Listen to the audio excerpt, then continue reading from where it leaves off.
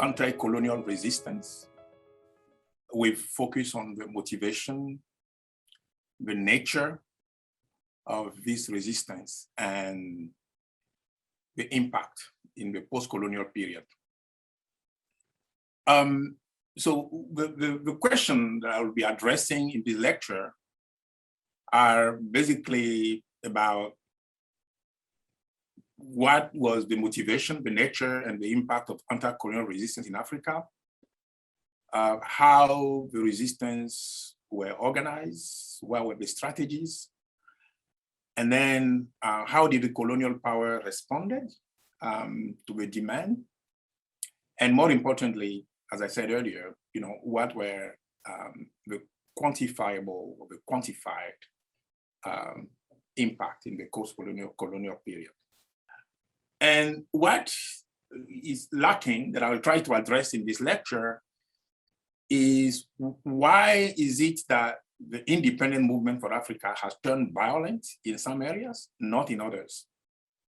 To what extent this movement, the form of this movement, still matter today? So more precisely, to what extent post-colonial institutions in Africa, dictatorships or democracies, and other type of institutional details in African governments, how were they shaped by what's happened during that period? Particularly the form that the form that the independent movement took. So what I'm going to argue throughout is that the key determinants of post-imperial institution is the geography of insurgency, and also some economic variable such as land and natural resource. That period, that 1945 to 1960, and maybe later for other countries, were really foundational moments in African political development. So the movement has evolved, as I mentioned earlier, into two large-scale organizations that reflected the ideological divides in the international socialist and labor movement. So by and large, you have Western-style socialists like Kwame Nkrumah, Nyerere in Ghana, and to some extent, Houphouët-Boigny in Côte d'Ivoire, and Senghor in Senegal. But also you have, radical Maoists, such as Frantz Fanon, who is from the Caribbean, but was one of the leaders, or one of the inspiration, I should say, behind the Algerian anti-colonial resistance. Kimati in Kenya and Ruben Imniobe in Cameroon. They advocated radically different paths to independence. So for instance, Nyerere was one of the strong advocates for non-violence. In this quote, he was talking about how we should use no violence. We shall be as clean in our method as in our aims. And we have to declare publicly our methods and our aims as well. In this picture, he was with Kwame Nkrumah, Pan-Africanist, non-violent, independent, leader of independent movement. In contrast, Frantz Fanon, advocated the use of violence because he thought that violence at the level of individual is a cleansing force. It frees the native from his inferiority complex, from despair and inaction. It makes him fearless and restore his self-respect. So it's a very kind of, philosophical defense of the use of violence. And Jean-Paul Sartre, who was, who wrote the preface for his book, was famously quoted saying that when you kill a settler, you are killing the colonizer and the colonized. So what we need to really recognize here is the fact that the independent movement led to very divergent path of the advocacy for divergent path for independence from several leaders. And here is a map. You can see how diverse the strategies were, you know, the light color urban protests, the dark rural insurgency. So here are pictures, for instance, of Mau Mau repression on the left, and student uprising in South Africa, more recently. And so the colonial response were twofold. One was like really brutal repression.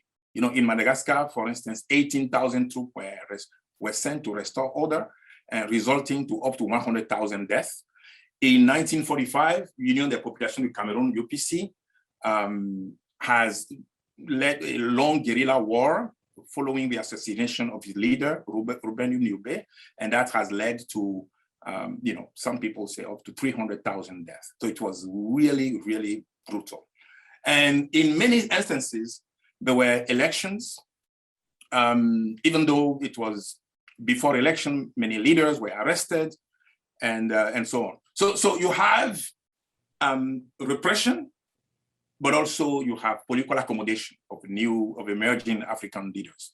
You know, like for instance, in Cameroon or in Madagascar, in Congo, when individuals have been exposed to repression and to massacre, to some, it could affect their attitude toward democracy later on. So one analysis that we have done is, for instance, to look at how freedom of expression, or how people's sense of freedom in Madagascar is correlated with having been exposed, or your parents or your grandparents having been exposed to the colonial repression from 1947. So, and we take into consideration ethnicity, residential location of the defendant, of the respondent. Anyway, so we use also several controls, things that will affect political attitudes were also controlled for directly. And in this picture, you can see the red places were places that were, that were affected by colonial repression, and a map of the map from France on the left, basically also illustrated, the locations of the French troops in Madagascar around 1947. Here are the results.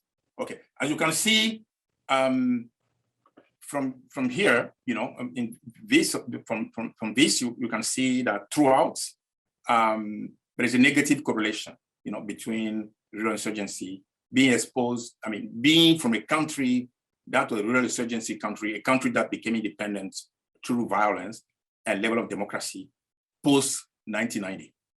You see that in the Freedom House. You also see that in the Polity 4 paper.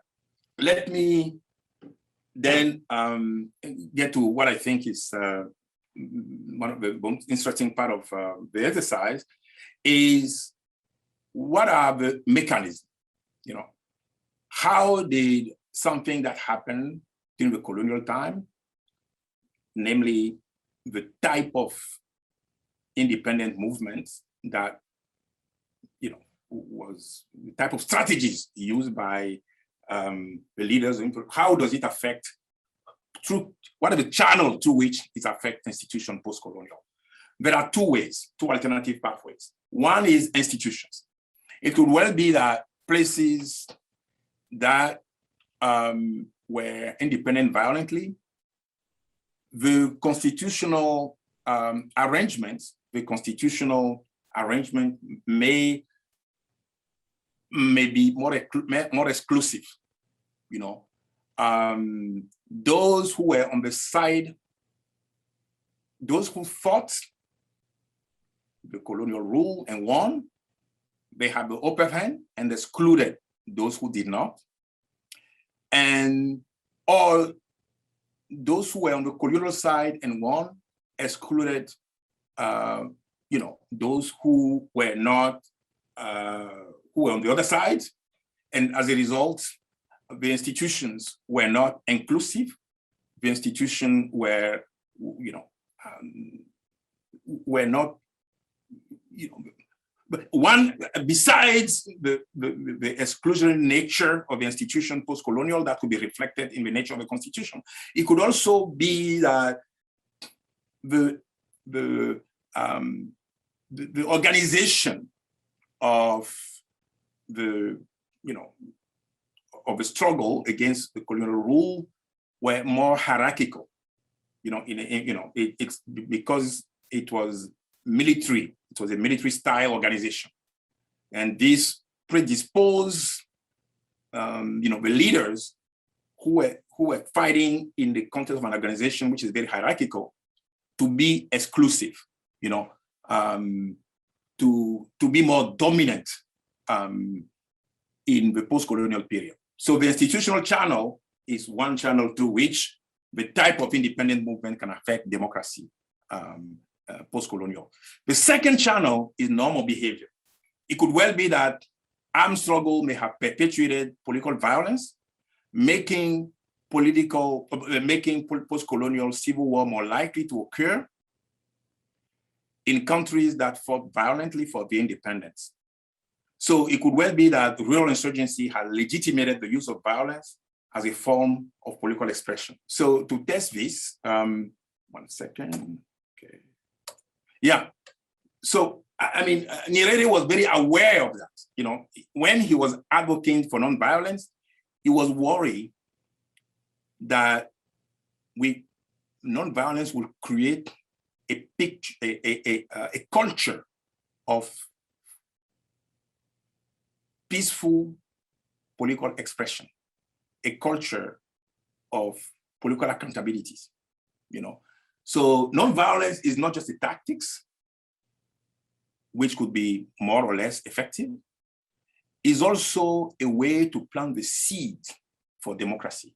And that was democracy or peaceful society, peaceful kind of polity, and this was Nyerere's concern in 1967. So, all right, okay. So this is confirmed by in the data. So for instance, we see that countries with rural insurgency, they tend to have more attempted coup. They also tend to have more armed rebellion during the post-colonial time. And they are less likely to have peaceful demonstration and worker strike. So you can see strong association between between the type of independence and those variables. Okay, but now we see no association between institutions, competitive election, the use of direct legislature, executive constraints, on the type of insurgency. So it not indicates that we didn't find any relationship between the form of institution in the post-colonial period and the type of independent movement in the country. Okay, so we use this as an evidence that the mechanism through which independent movements or type of independent movement affect democracy is through norms of behavior, okay, or through form of social movement. Okay, so one alternative mechanism could also be that in places that were exposed to violence, people are fearful and they don't trust the political institution, democratic institution to protect them, So what we establish in Madagascar is a relationship between being exposed to the repression and self-censoring, which is lower level of freedom of expression. Okay, so you find negative coefficient between a measure of freedom of expression and being exposed to colonial repression. And this picture shows it very well. So when you are on one side of the mountains, that provide divided line between places where violence, where there's no occupation, and places that were occupied. When you look at this divided line, you can see that on the right, the level of freedom of expression is lower on average than here, you know. So this is a graphic illustration of the point we wanted to make. So this is the same point here I'm making. Okay, so let me then summarize what I've said so far. The first point is that democratic culture in Africa can be traced back to the legacy of independent movement. That countries that experience virulent anti-colonial insurgency will tend to be either autocratic or unstable democracies. In contrast, those countries that experience urban anti-colonial movement will tend to be more stable democracies. And the effect is stronger when introducing a measure of conflict intensity, particularly number of deaths. And land and resource conflict also make democracy less likely. And we find that one potential channel of causality is the strengthening of civil liberty prior to democratization. So urban protests get people to first of all, you have a large coalition of individuals. You also have a more tendency for free expression and maybe also a horizontal organization structure of the movement. So this create conditions of more freedom, more political openness, and democracy in the post-colonial period.